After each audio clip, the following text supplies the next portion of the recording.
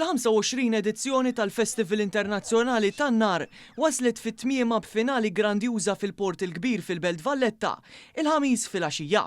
Dan l-avveniment organizzat mill-Awtorità Maltija għat-Turiżmu l-MTA immarka tragward importanti kif iċċelebra kwarta seklu ta' wirt pirotekniku Malti.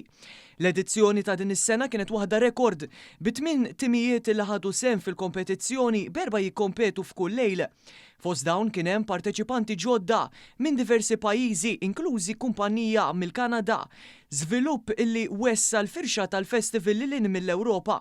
B'kollox madwar 40 fabrika tan-nar waqdiet relatati ikkontribwew għal programm filwaqt li l-banek lokali żiedu l-atmosfera tradizzjonali tal-festa lokali.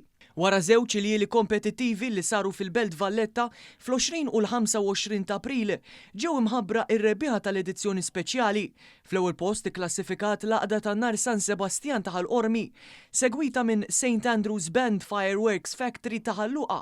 Fit-tieni post u fit-tielet post ikklassifikat il-Kamra tan-nar San Filip ta' Ħażebbuċ.